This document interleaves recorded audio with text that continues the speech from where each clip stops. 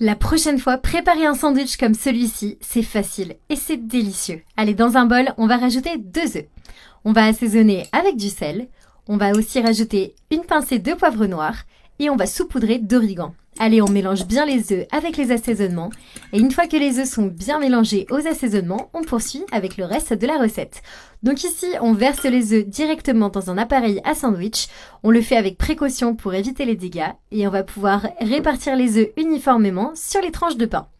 Donc ici, comme vous le voyez, c'est un procédé comme d'habitude qui est très simple, mais qui donne une recette qui va être absolument savoureuse. Allez, on rajoute une autre tranche de pain. On étale les œufs sur les 2 côtés de la tranche. Et maintenant, on va pouvoir fermer l'appareil à sandwich et on va commencer à le mettre en marche. Une fois qu'on a bien fait cuire nos œufs avec le pain, on va les retourner délicatement à l'aide d'une grande spatule. Et surtout, on va veiller à ne pas casser notre sandwich. Ici, pour améliorer encore notre sandwich, on va pouvoir ajouter des tranches de fromage et également des tranches de jambon.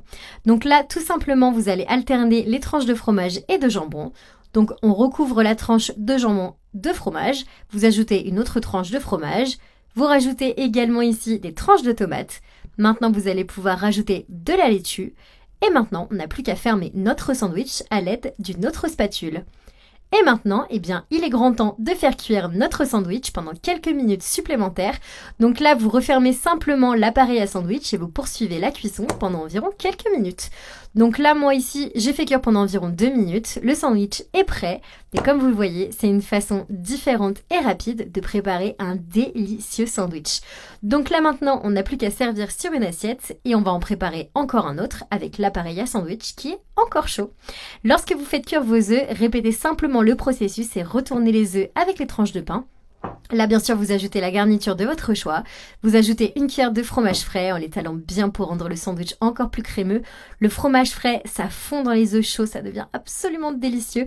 Vous pouvez également rajouter du poulet, du bacon, de la viande rouge. Vraiment, c'est comme vous voulez, ce sera absolument délicieux. Vraiment, faites preuve de créativité, vous pouvez absolument tout mettre. Allez, ici, moi, j'ajoute une tranche de fromage, une tranche de jambon. Je recouvre le jambon d'une autre tranche de fromage.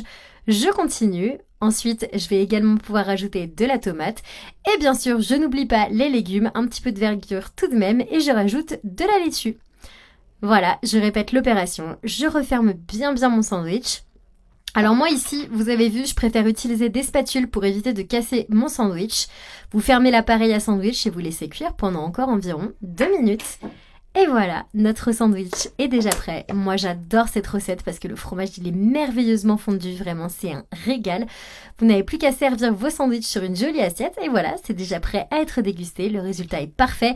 L'astuce, bien sûr, c'est de servir encore chaud pour profiter du fromage fondu. C'est parfait pour le déjeuner, même pour le dîner. Je vous laisse tester à la maison, me dire ce que vous avez pensé et bon appétit!